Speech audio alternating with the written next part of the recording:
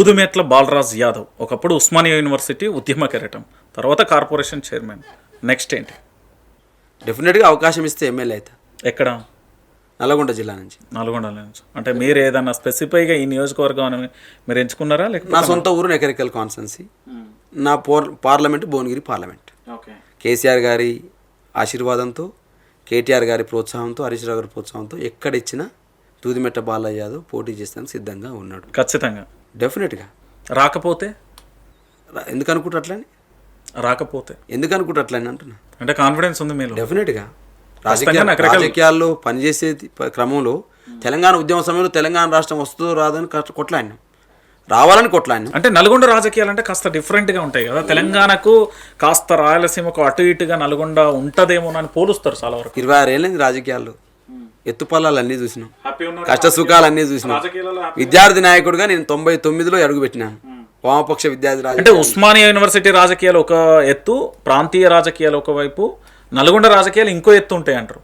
ఇప్పుడు రాజకీయాల్లో ఎత్తుపల్లాలు చూసినాము, కష్ట సుఖాలు చూసినాము, లోతుపాతులు చూసినాము, అన్నీ అర్థం చేసుకున్నాము. కేసీఆర్ గారి నాయకత్వంలో పనిచేసినాము, ఉద్యమంలో పనిచేసినాం, ప్రభుత్వంలో పనిచేసినాం.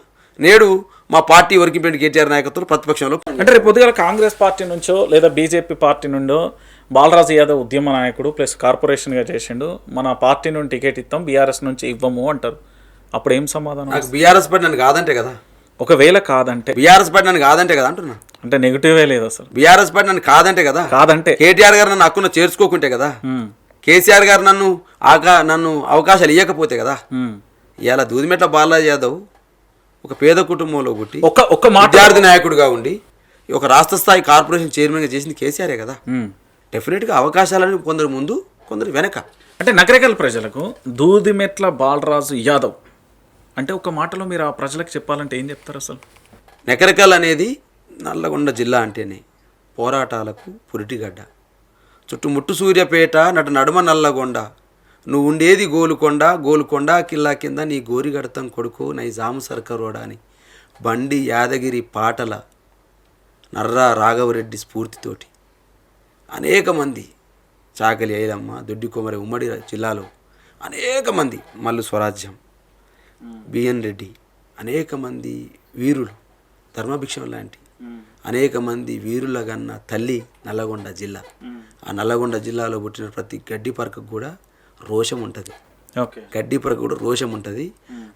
ఆ గడ్డ మీద పుట్టినటువంటి విద్యార్థి నాయకుడిగా ఇలా తెలంగాణ ఉద్యమంలో భాగస్వామ్య అవకాశం నాకు దొరికింది. నెకరికల్ మినీ ఉస్మానియాగా భావించబడింది. నెకరికల్ అనేది మినీ ఉస్మానియాగా భావించేది. తెలంగాణ ఉద్యమానికి ఊపిరుదిన నెకరికల్. నల్లగొండ జిల్లా మొత్తం కూడా నెకరికల్ నుంచి నాయకత్వం అందించబడింది. ఇప్పుడు కాంగ్రెస్ ఎమ్మెల్యే వేముల వీరేశం. మీకు మరి కమ్యూనిస్ట్ బ్యాక్గ్రౌండ్, గతంలో మీతో పాటు పనిచేసిన వ్యక్తే. డెఫినెట్గా మీకు గట్టి పోటీ ఉంటుంది అనుకుంటా. పోటీ ప్రజలతో ఉంటుంది, నాయకులతో లేదు. నాయకులు ఆల్రెడీ కాంగ్రెస్ పార్టీ నాయకులతో లేదు, అయిపోయింది. ఎందుకు? ఇక ప్రజలతో ప్రజల మధ్యన తెలుసుకోవాలి, మేము ప్రజల మధ్య తెలుసుకోవాలి. వాళ్ళు ఆల్రెడీ పోటీలు వెనకబడ్డారు. రైట్. ఫైనల్గా ఏం చెప్తారు? వైఆర్టీ వేదికగా రేవంత్ రెడ్డి పరిపాలన, మీ బీఆర్ఎస్ పార్టీ వ్యూహాలు, సో భవిష్యత్ రాజకీయాలు, ఫైనల్గా ఒక్క మాటలు. డెఫినెట్గా మా ఆశ, మా ఆకాంక్ష, మా కళలన్నీ కూడా కేటీఆర్ గారి నాయకత్వంలో, హరీష్ రావు గారి యొక్క ప్రోత్సాహంతో ఇవాళ కేసీఆర్ గారిని మళ్ళీ 2028లో 29లో ఎలక్షన్ జరిగితే ముఖ్యమంత్రిగా చూడాలన్నదే మా ఆకాంక్ష. మరి వైఆర్టీవీ తరపున, రంజిత్ గారి తరపున అడుగుతా ఉన్నాం, ఎప్పుడైతే ప్రతినిత్యం మీరు కూడా ప్రజాపక్షమై, ప్రజల పక్షమై, ప్రజలు పడుతున్న ప్రతి అంశాన్ని లేవనెత్తుతూ జర్నలిజంలో మీరు ముందుకు పోవాలని చెప్పేసి కళ్ళగంటూ, అదేవిధంగా ఆకాంక్షిస్తూ, మరి ఈ తెలంగాణ బంగారు తెలంగాణ కావడంలో రేపు భవిష్యత్ నిర్మాతలుగా కేసీఆర్ ఉంటే బాగుంటుంది అనేటువంటి ఆకాంక్ష మాత్రం వ్యక్తం చేస్తున్నాం.